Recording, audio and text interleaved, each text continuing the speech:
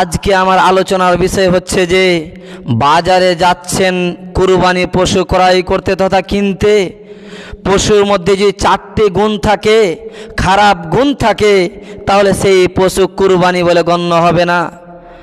হাদিসটি বর্ণনা করেছেন বারা ইবনে আযিব রাদিয়াল্লাহু তাআলা আনহু। তিনি বলেন, রাসূল সাল্লাল্লাহু আলাইহি সাল্লাম বলেছেন, বাউন লা তুজজি ফিল আযাহি, পশুর মধ্যে যে 4টি খারাপ গুণ থাকে, যেই পশুটি আপনি কুরবানির জন্য সিলেক্ট করেছেন, তাহলে সেই পশুটি কুরবানি বলে গণ্য হবে না, সেই পশুটি কুরবানি বলে গ্রহণযোগ্য হবে না। 4টি যদি খারাপ গুণ থাকে তাহলে। নাম্বার 1, আল আওরাউল বাইয়িনু আওরুহা, যদি কোনো পশু যদি স্পষ্ট কানা হয় তথা চোখ যদি কানা থাকে, স্পষ্ট বোঝা যায় সে অন্ধ, তাহলে সেই পশুটি কুরবানি বলে গণ্য হবে না। 2, ওয়াল মারিদাতুল বাইয়িনু মারদাহা, যদি কোনো পশুর মধ্যে অসুস্থ বেশি থাকে, অনেক অসুস্থ তথা দুর্বল যদি থাকে, তাহলে সেই পশুটি কুরবানি বলে গ্রহণযোগ্য হবে না। নাম্বার 3, ওয়াল আরজাউল বাইয়িনু ওয়ালাউহা, যদি কোনো পশু যদি অক্ষমতা থাকে তথা খোরা থাকে, পা যদি ন্যাংরা থাকে, তাহলে সেই পশুটি কুরবানি বলে গণ্য হবে না। নাম্বার 4, ওয়াল কাসীরাতুল্লাতী লা তুকি, যদি কোনো পশু যদি অনেক দুর্বল হয়, অনেক দুর্বলে নিমজ্জিত, সে চলাফেরা করতে পারে না, এক জায়গা থেকে অন্য একটি জায়গা পরিবর্তন করতে পারে না, এত অসুস্থ, এত দুর্বল, তাহলে সেই পশুটি কুরবানি বলে গ্রহণযোগ্য হবে না। সম্মানিত উপস্থিতি, এই হাদিস দ্বারা 4টি পয়েন্ট আমি তুলে ধরতে যাচ্ছি।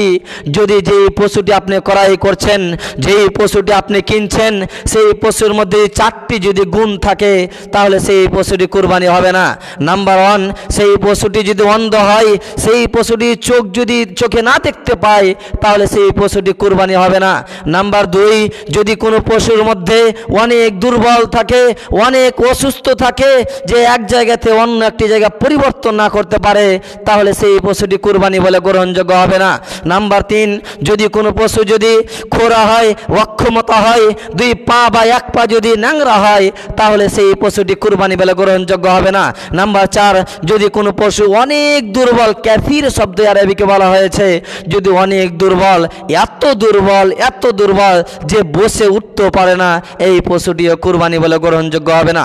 সম্মানিত উপস্থিতি, যখন আপনি বাজারে যাবেন, যাওয়ার পর পশুটি যে আপনি ক্রয় করবেন, আমাদেরকে দেখতে হবে চোখ ভালো আছে কিনা, আমাদের দেখতে হবে কানের দিকে কান কাটা আছে কিনা, আমাদের দেখতে হবে সেই পশুটা মোটা তাজা কিনা, দেখতে ভালো কিনা সেটা দেখতে হবে, আমাদের দেখতে হবে পা ঠিক আছে কিনা সেটা দেখতে হবে, আমাদের দেখতে হবে সেই পশুটি অসুস্থ কিনা, সেই বিষয়ের প্রতি লক্ষ্য করে ভালো দেখে মোটা তাজা একটি কুরবানি পশু জবাই করতে হবে।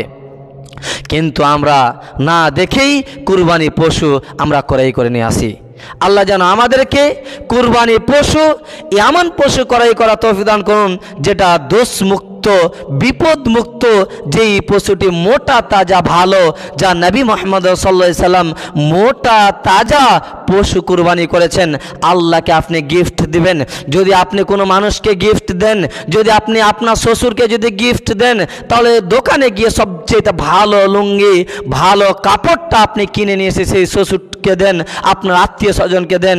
কিন্তু যে আল্লাহ আপনাকে টাকা দিয়েছেন, যে আল্লাহ আপনাকে পয়সা দিয়েছেন, যে আল্লাহ আপনার বিলাসবহুল বাড়ি দিয়েছেন, যে আল্লাহ আপনাকে রিজিক দিয়েছেন, সেই আল্লাহকে আপনি গিফট তথা আল্লাহকে সন্তুষ্ট করার জন্য, আল্লাহকে খুশি করার জন্য কুরবানি দিবেন, কিন্তু আপনার দোষ মুক্ত দিবেন না, দোষ ত্রুটিপূর্ণ দিবেন, তাহলে আল্লাহ খুশি কখনো হতে পারে না। সম্মানিত উপস্থিতি, একবার ভাবার চেষ্টা করুন, আপনার আত্মীয় স্বজনকে আপনি কাপড় বা কোনো কিছু দিলে সবচাইতে বেস্ট যেটা সেটা আপনি দেওয়ার চেষ্টা করেন, কিন্তু যেই আল্লাহ আপনাকে সব কিছু দিয়েছেন সেই আল্লাহকে সবচাইতে দামি সবচাইতে বেস্ট যেই পশুটি, সেই পশুটি আল্লাহ সন্তুষ্টির জন্য, আল্লাহকে খুশি করার জন্য আমাদেরকে দিতে হবে। আল্লাহ যেন আমাদেরকে দোষমুক্ত কুরবানি করার, দোষমুক্ত পশু ক্রয় করার তৌফিক দান করুন। আমিন। আল্লাহুম্মা সাল্লি আলাইহি, আল্লাহুম্মা বারিক আলাইহি। আসসালামু আলাইকুম ওয়া রাহমাতুল্লাহ।